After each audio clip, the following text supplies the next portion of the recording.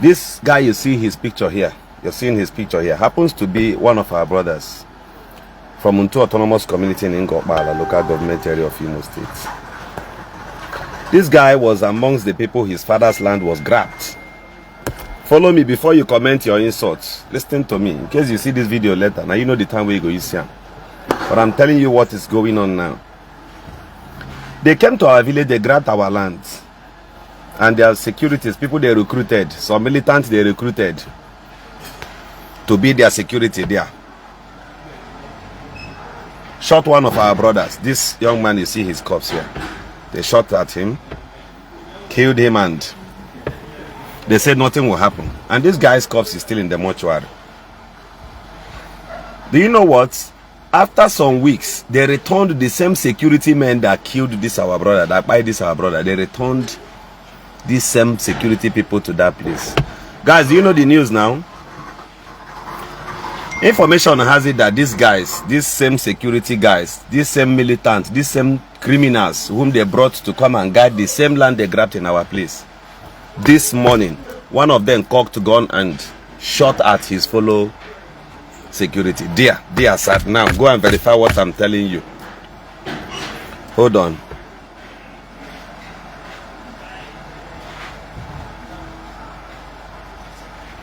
Shot at one of his fellow security. Obi heneme, when you think God and nature will meet you, you marched on the wrong soil.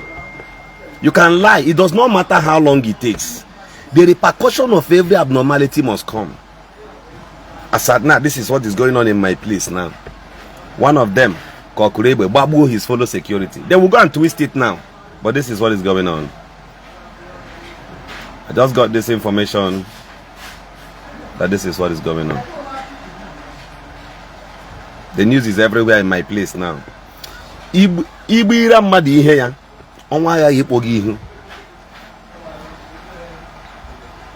No, wait.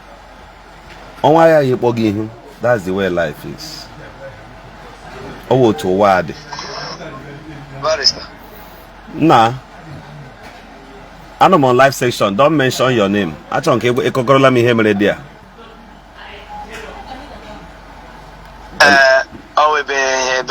neighbor. So the two security people were the power toss among themselves.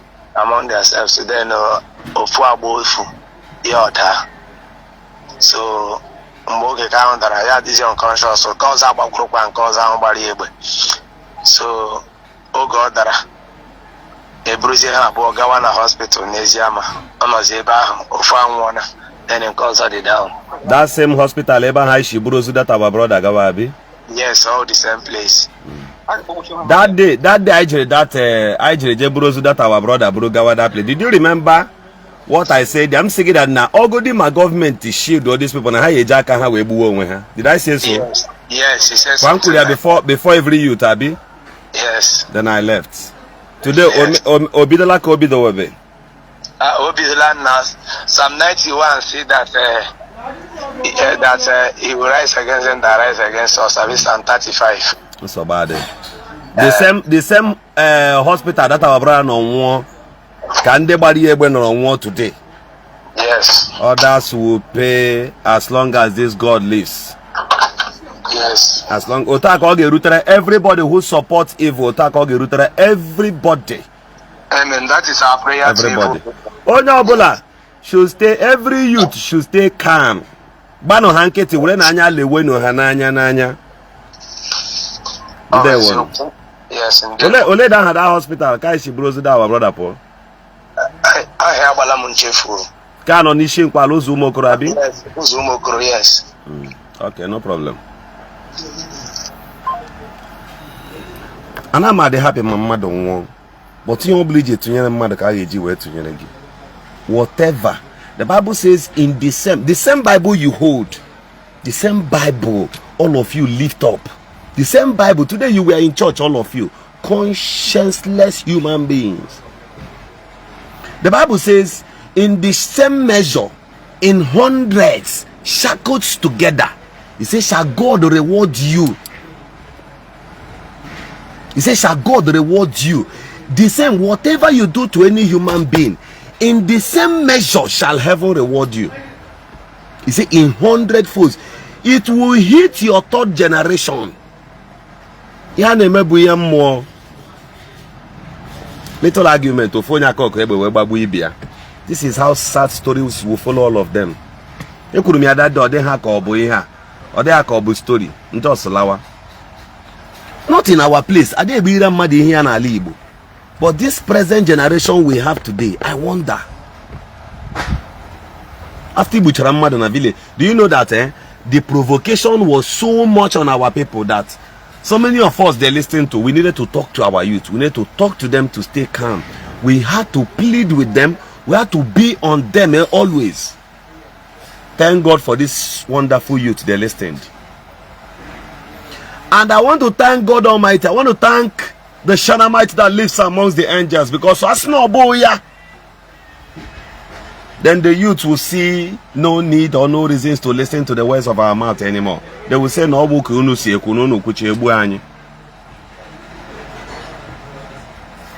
One of my friends did not go promise.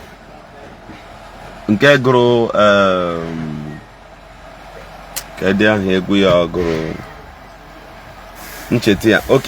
Oh ya goro. Izara mebere Chineke digonye dikagi. Izara mebere Chineke mame wegolilanya o. Obuna Chineke azahe ekpere.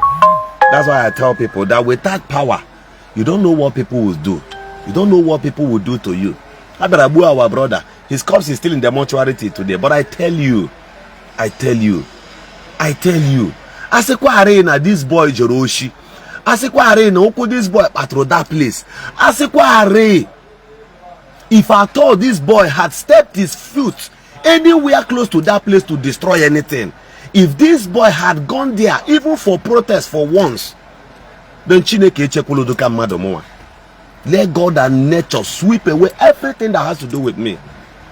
But Obuma, this boy in a community and these people are kurebe babuoya, and people are supporting evil. Obukana this boy on our market square about charge phone innocently about this boy in the name of worshiping God. Grave will open against each and every one of them. Their supporters watch their end. It may take time. If you like climb mountain Kilimanjaro, go and pray. You will come down with your corpse. Oh, I don't know how you will feel if your mother is a widow and somebody goes as far as marginalizing your mother. It doesn't matter how they run their mouth now. It doesn't matter how they run their mouth on social media. It doesn't matter how they talk, because I've seen them, I've known them. It doesn't matter how they package their things. I didn't make packaging. I tell you the way it is, raw and pure. It doesn't even matter the level of insult they fabricate. I don't know how you will feel if your younger brother which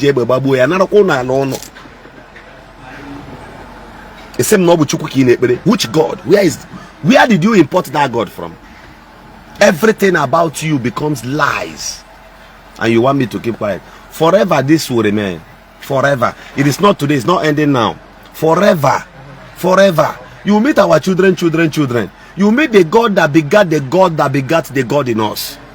You will meet our ancestors, the people that gave birth to the people that gave birth to the people that gave birth to us. Chiha, that's whom you've challenged. It doesn't matter. And this is to the youths of Mbishi. Then to Umuyutu. Do not take laws into your hands, I repeat. Don't ever in your entire life take laws into your hands, because they want to corrupt your own satisfied destiny. Don't take laws into your hands. Be patient. Those of you who had reasons to go to school, go back. Those of you who had reasons to train even your uncle's children, train them, because you don't know where your own liberation will come from. Be not afraid of anything. Time will tell. This world will never end without any of you becoming governor. This world will not end without some of you becoming presidents. This world cannot end without some of you becoming richer than your enemies. It's not possible. The world is not ending anytime soon.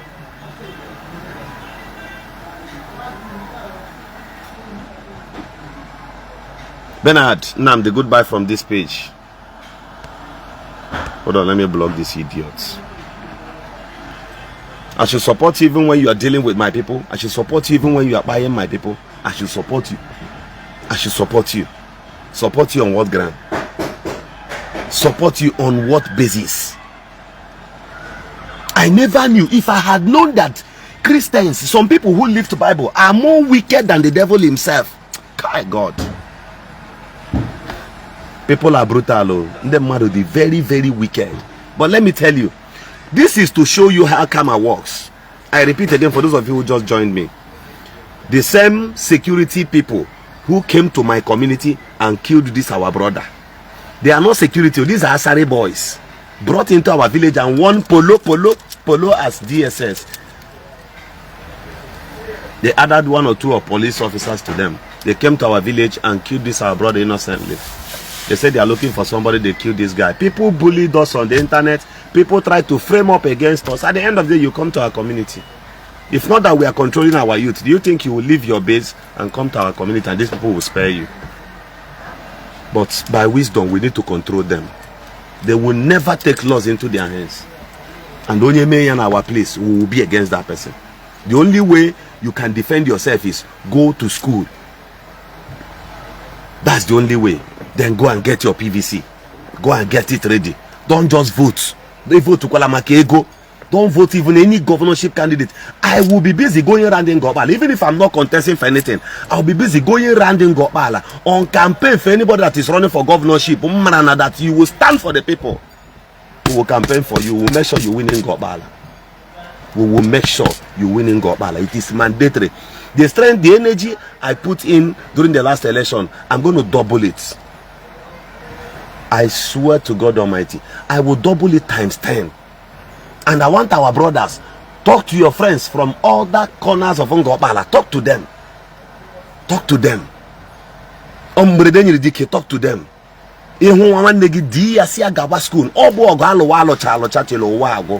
It is we and them.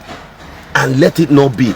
Don't do it. If for somebody say don't try it. Carry with a bad name to our people. It is through diplomacy they collected your land. It is through diplomacy that you will collect it back. It is through diplomacy. Don't try it. Don't ever try it. In one any day. Imagine or some of us are not or we are not from I don't want to mock anybody. Those people those people have their own village. Insecurities in their place. They cannot preach the same repentance to their place. Have you seen any of them talk on what is going on in Imo State? They cannot talk. Their pastors. Do you know how many big pastors Imo State in Nigeria? Whoa. You are an Anambra sense. You are an Anambra person. You have sense more than Imo State people. But their pastors are holding you in blockers. You are the one contributing all the monies they are using. They are flying private jets. How many of your pastors from Anambra, Enugu, Nami, they open your eyes now? In a sense, in my here. Your Reverend fathers from your own side are not important. They've created their own office now. Then go chop you tire. Then go chop you since you know one gets sense. That from Enugu, from Anambra, from US, you are only contributing money to come and grab land and then go up. It may take time. Believe me, it may take time. No get at this journey. If no get at this journey, revise Seba. They should continue with their evil. They are the ones perpetrating this evil. Did you hear them prophesy that Hope is a good person, that Hope should continue second tenor? As Hope has continued, you are building psychiatric hospital. You are building an elderly home, elderly men's home. Which elderly? Does elderly men's home reign in Igbo land? Hooligans. Every Igbo man does not live in any elderly man's home. Now me they tell you, it's never in it is not in our DNA. If it happens in your own place, it does not happen in my own place. Okay,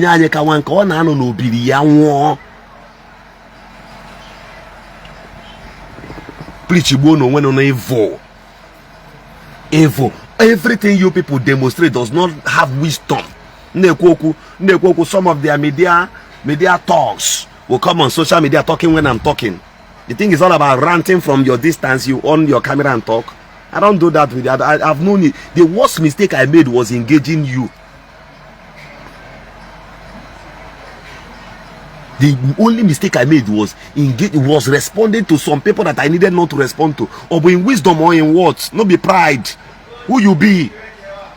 It was a mistake. Our brother feel last got free. And I will look at you and laugh. Many of you, what should you got to go to Gubu? We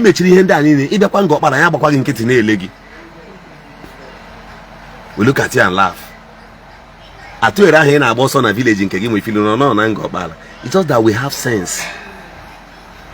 Just that we have sense. And actually, there are things we can't do to humanity, but we beckon you to the God of nature and knowledge. These two things is what our people will win with. And I keep telling them, don't ever in your life see kije kidnap one mother, okay, okay, bomb all on mother. No, don't try that nonsense. I will never support you. May I wash off my hands. But remain steadfast. Watch. Mother be campaign for Senate. Nango Bala. With this particular matter, with this court judgment, you come to my village to campaign. Should be somebody like me. You will come as a senatorial candidate. You will come now as a House of Reps. You will come. You will come. Make campaign. That's the biggest local government in the whole of Southeast. So you will come. We don't speak only one particular Igbo dialect. I want to open your eyes. In Ngokbala, we have. You understand? We have different tongues that you as a stranger cannot hear in Ngokbala. I'm shocking you for the very first time. You don't know. Maybe Otundu Peshaso, I will band to Shaso. Bande to Shaso, I will bando Mohago Shaso. Bando Mohago Shaso, I will bandama Lajaso. Bandama Lajas, I will bando Brejaso. Bando Brejaso, I will bande Oboquejaso. Ega manka. Okay. I will bandeza Mejaso. In Kai Maya. Time will reveal a lot to you. I only pray if you are a youth from our place, you will youth Nangopala. Beckon on this. The cheat has ended. Onyebezo governor, allow us to talk to him. Let us agree on one thing. You must fall into that agreement with us. And all second time, second time you begin to take action, no, we'll not listen to you. We'll not listen to you. It is first time. Yeah, actually, don't come and tie road for us. Even don't tie other part of Ngopala. Don't tie for us. We'll tell you one thing we want. Only one thing. That's what we want. If you leave me, Chineke Akpogo come that office. So if you run our place, if you governor, this is Ezoga. It's a governor. It is a senate. I get projecting gege no do ishi. I get projecting gege no do ishi. Open kanku ya. I got do the ishi. See le inha. I got give me ya. One thing only. That's what we want.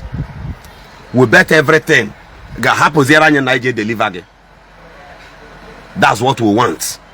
Then Geboro Zuzu Areba. You made mistake if Zoga Senate Ibonyo with a zone, Zoga Senate, and a Mebu Munegi.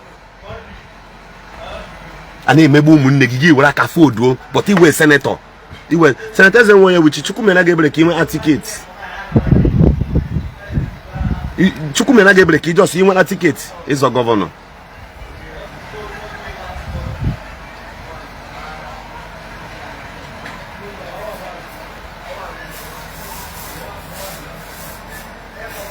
Chukumena Gabriel a ticket. Ibaruzanya gwazi rage ino n'ime ino kpa badabanya ewuroso bu umunne n'anya senator ge bank tapo okoke no federal house. That one o cartoon, that one no dey. He can't go. You see onye nko Ngokpala no federal house, he can never smell there again. Wicked human being. He be Wahala. You will see. I go come your kindred. The last election I was in your place. Now I go still come back your village. Repeat your sins before your kinsmen. You will see it like this. It's a promise. My words, my life, my blood, my vein, everything cannot kill our brother and go scot-free. Imagine our brother Makachuku and go scot-free. It may take time, it may take years, but we'll preach it into the heart and the chronicles of these our brothers. Uno ga huncha poster this guy. When you never aka go and pray. But if you picture this guy ebu, we will make sure on everywhere, both airport road, everywhere. Uno ga na afi, uno na agba fe, uno na afujia, uno na, so that your conscience. Let me see how you talk to that your God. We will print his pictures, his posters everywhere, and place it everywhere. And if it's possible, our youth should consider Ijega withdraw also this boy in a mortuary. That particular day, you people should consider jail withdraw knows this boy in a mortuary. Bruno knows this boy, Butrano, huh? That should have been the best. Bruno jail mortuary withdraw knows this boy, Bruya Butraha. Mad people. If I don't know, knows the shaking come. You try your hand by now. By now, you try your hand on Haji by now. Have you seen any Gobala person by anymore? I got on the threat again. We don't do that nonsense. It's not as if we don't have, we have capacities, but we don't. We won't be able to do that to you. We don't pass that kind of rubbish. We don't pass that kind of rubbish. Look at the kind of brain they are giving to you people, and the Nigerians defend rubbish. I never want to open an eye. Contribute money from Anambra, from Enugu. Use and come build church from Gobala. Okay. Imecha business again with a gogi. Mande Anambra and Enugu ne in sense. No, to what they go? Contribute money. Oge mono bam nanya whoop. Age rigido. What's the me pon anya self because we not today my hoko no aka na edi kwoko no akwa is your medium boys can edi no to come and tackle me on the social media. So moko na contribute money. The ones where my people don't contribute to carry go church for other places. You know, the two pastors. I don't mean priest too. Anything where Reverend Father gets for your adoration ministry, if in the come out, no be him get them. Na still Catholic communion, na still Catholic church get them. You don't know. So that those ones, I know you can't time for them. That's why many of them they use waiting they get, they do charity. Many of them they use whatever they get to do charity. But these private individuals who runs church and they open your eye, anything where they do, no be any Catholic you get, and that's why they drag. I don't want to be a Catholic because they want to secure everything they have made. I'm not go open your eye too far. I just give you this one. This one saying I say I pity you. Otherwise, I just because find out how money must stay to. Find all these people. My annoyance be say they deal with my innocent brothers. If no be so, I no go talk to you. I go just keep quiet. They look you and them. And they rigi. I get rigi. This year I go give 5 billion. That's my prayer. 5 billion I hear to I can the money jega. Most states. Feel like no get sense. Feel like no get. All day they gallivate. They talk. They look at the laugh. If I want to. If I want to do sentiment, I'm not going to tell you all of these things. I go just keep quiet, but enough for pretend. But so I need to make peganya.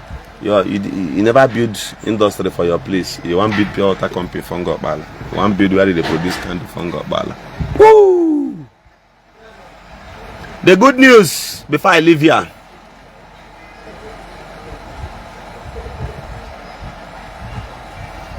Before I leave here, let me tell you this thing. The good news is that the people will shoot our brother.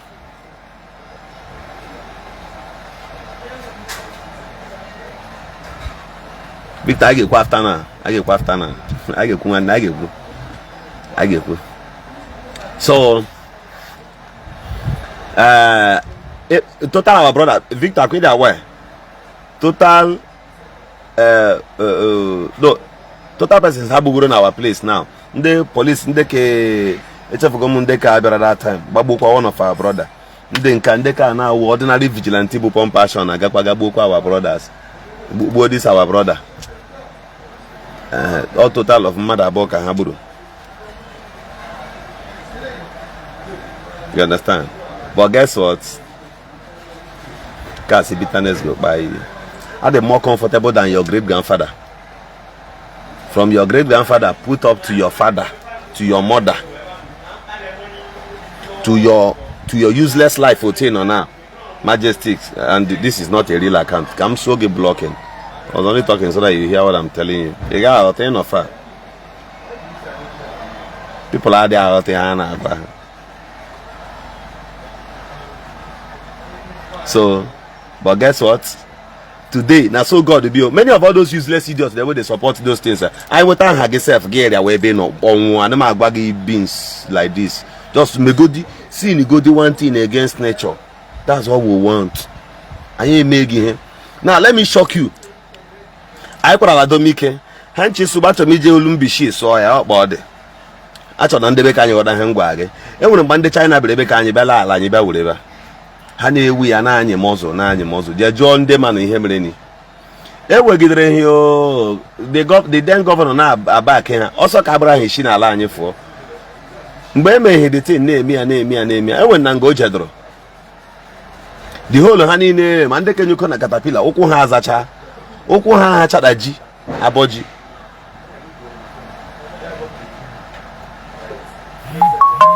Ụkwụ ha ha chada abọji eji ha ọsọ shi n'ala nga ọkpala fụọ.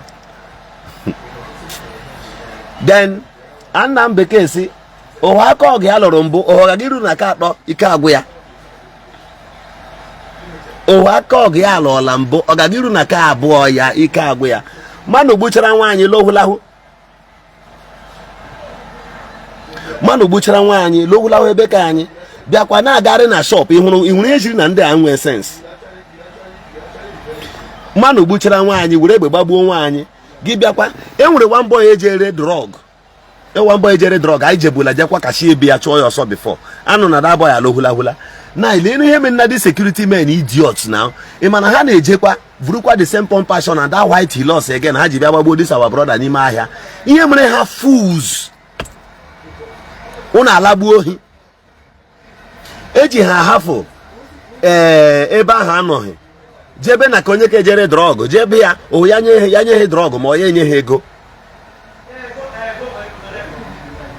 The boy the onye carry drug ewerekwa drug nye hi. So agagidela ha.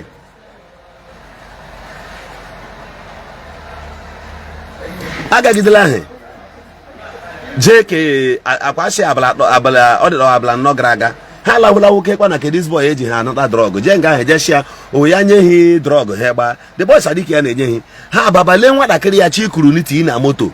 Pure kidnapping. Come at this boy ga gba nkete da to miss video da ngelela nwadakiri kuru. The boy agbahata ha gbahata nwa why. Hele akpa drug the guy vuru. Ha bụ ndị security nọ n'ihu church. To show you the kind of crime under committee. All the same crime bụ ihe ndị a committee n'ọsụ. Emechara ha n'ọsụ ahụ ha na-arụ n'ụzi paper so with those unknown gunmen. Ọkwa the same paper. Today, since isi na-aga, let me speak this one now on a normal Igbo so that people will understand. Since isi na-agagharị ejegharị na Ala Igbo, ifutugo ka security very in this recent time 3 securities na one place. Onye nke aka ọkụ egbe suddenly gbagbuo his fellow officer. The other third one ewere egbe joya why you go shoot and God ya agba onye nke atọ. The two of them are got hospital of one today. Let me tell you one thing that goes with that. This is the same words I use on those unknown gunmen terrorizing every part of Imo State. Mark my words, read my lips. Ali Imo gerigi. Imo will swallow you.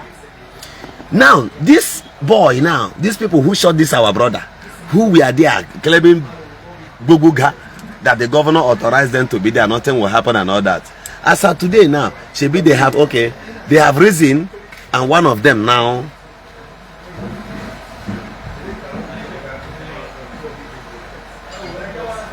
okay. Victor, Habrula gas selling there, and some of his properties. That was what these guys, the atrocities they committed as 3 days ago. They went to that guy's place that sells drug and asked the guy to settle them and give them drug and still find them money as usual. The guy said no. Although our village did not interfere, we kept quiet. Until when they now tried to carry they were carrying the young guy's property, our village kept quiet because we've told him not to sell drug in the village again. Until they now tried to carry the young man's child, a little child. They were about committing kidnapping. Our people now came out en mass and resisted them. Just from that day till today, one of them cocked his gun and shot at his fellow security there. This is what is going on. Then go sweep this one under carpet.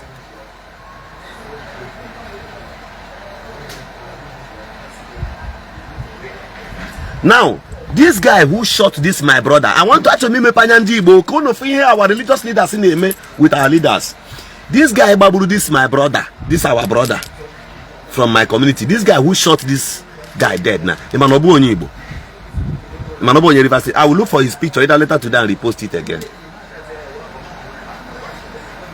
That guy I won Igbo. Manobata na my soil, Babu our brother. Yet these people retained him. Hana Bagari he lost. So okay, they Victor Anomiano, they charged the guy to pay over 400,000 naira. They came to kidnap his child, Kurukuru. And if you see them, they will be driving helos that the government gave them coverage. Oh, you know that this guy who shot this our brother was not arrested. He was not arrested till today. That was why they were busy gallivanting up and down with pump passion. As of today, one of his colleagues cocked gun and shot at him dead.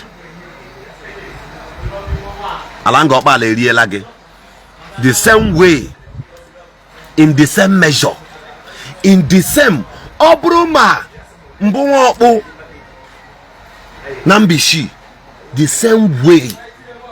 Alango Palageri issued the whole no. Alambishi Geri, Monya Quetra Ebia accident I have because your spiritual father may break a mother when kidney failure. So accident Geri Quagi in one way or the other.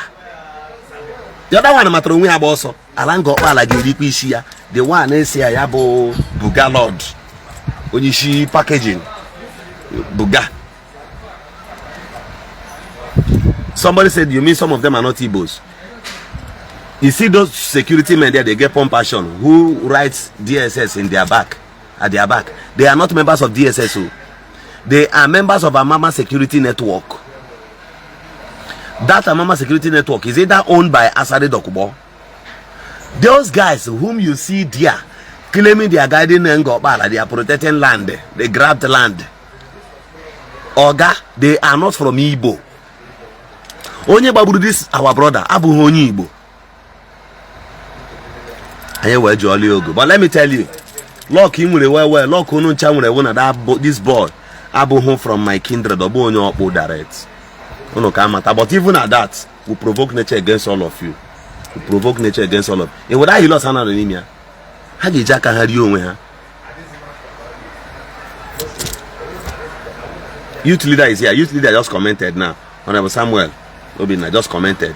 He confirmed this thing. Even the CP confirmed that they are not members of the DSS. Then what stops you from arresting them, Commissioner? Commissioner did the matter like this. The area commander, the DP at Tumuneke did it like this because money is now. As soon as they contribute money, they shout, hey, ma'am, Holy Ghost fire. They use the money, they bribe, they cause so many chaos. And so they sweep the matter on that carpet. But guess what? It doesn't matter how much they give you. Nature go. Alango Palagerigo, Alango Palagerishigo, Alambishigo, Ogerishigi. But Obru may support Arobo because they were wanting in again. And that thing you are getting it indirectly from the soil of Ngobala. Alagerishigo. You know, amongst all of you now, there's one person, he's not watching me now. You're the one I'm talking to. Alango Palagerishigi. Will provoke nature against you. Alango Palagerishigi. We will provoke the soil against you.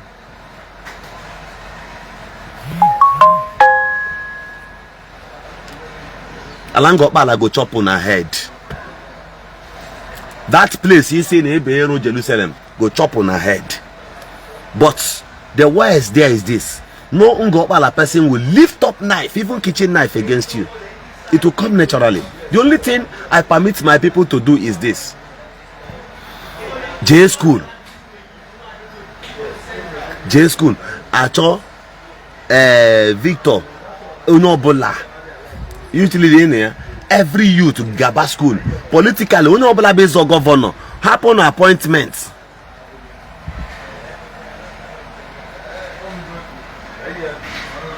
Thank you, my brother. We will speak life into existence against them.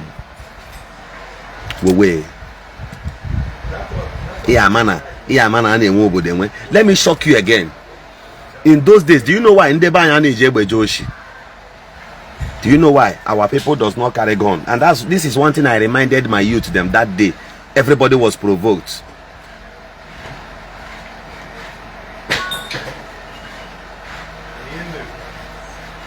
Do you know one thing I reminded them that day?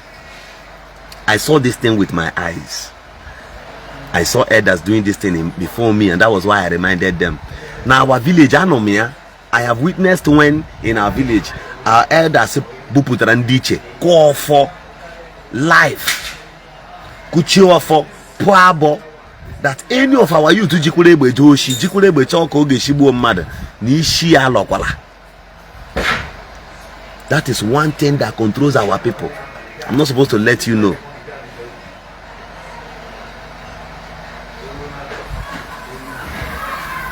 Iji hane egbe ga je ki jezuoshi at one for ngokpala anyị. Many villages near me. That is why we didn't grow rich abnormally. You hardly see our people. All those who are money misro, you know they're our place, because we respect what our fathers told us. We respected not this kind of yeye chief and many of these traditional rulers they have now. Nonsense people. Mbaye wereze oprum is on hand too. Ombeze no. People like Ezo Nanka. Ordinary nze that time will bube. These people, jigger politics may be everything. Our elders. Do you know that in our place? I want to shock you. I want to give you something now. I want to give you one tip idea. My people are here. Onabacho is here. Victor is here. Many of our people are watching here. If I'm lying now, they should tell me I'm lying. Do you know that in our place those days, if you are from our place and you go to township and stay too long for 30 years, we didn't see you. One day, any the village remembers you. The elders will come. John no akpọ mmadụ donye give onye na abroad shake ba moto even o nwere kilota with shoe.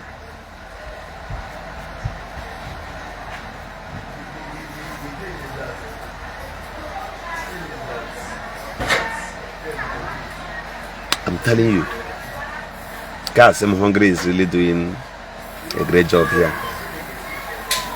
Insult is part of you guys. It has become, that's what you guys does.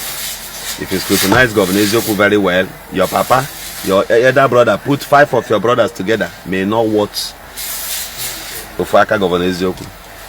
And you mustn't be here. You do not necessarily need to comment or insult yourself. Okay, somebody said it happened in his compound. Good luck. Igbo na-eme ihe m gwa gị. Till today na my village, isi ọnwụ. Do you know that? In those days in our place? So I look stressed. No, I'm not stressed. I've been busy.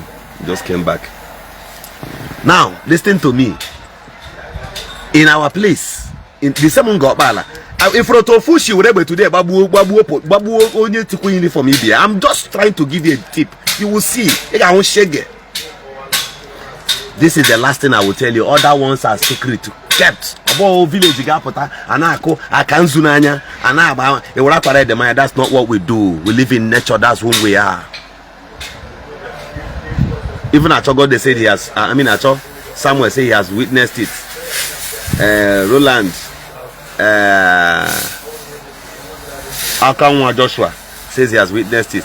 Another person say he has witnessed it in his compound. Let me now shock you again. Do you know that in those days, if you keep coming to our village disturbing us, if you keep coming to village, you steal, people will not see you committing that thing on our place. So maybe no eye sees you doing these things. Brother, according to the Hausa. Do you know that in the village, I know they tell you charm, pure. That soil where you enter the match, they do anyhow, they talk anyhow. Okay, they go. Okay, ripage. You get down again. Okay, rigipa. Whoom. No noise. Nkuchara, this last one now will tell you one thing again.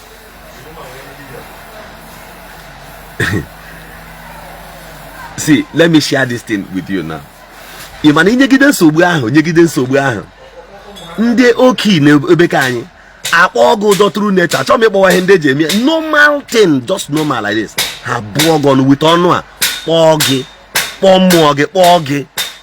They will call your spirit, call you. One day you will maliciously come.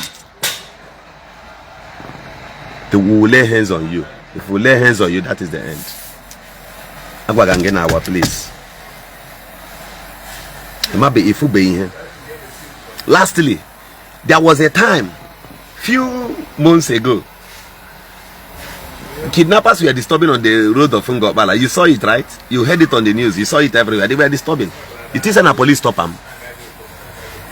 Do you think it's police that stopped that? You're wasting your time. Now we indigens, all of them they involved in that thing. I'm with Acharaha. We got all indigens that are involved. We got all. Did we make video and post for you? Did we make any video and send to you? Did we boast about it? We kept quiet.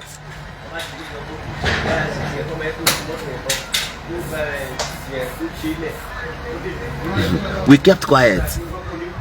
In our village, I'm going to close with this song now. The song says, that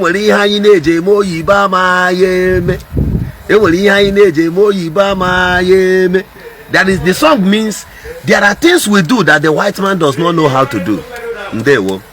This is the reward from the God of nature, and many more will pay for it. We see this boy. You see this boy, on a downfall complete. Go and write it somewhere.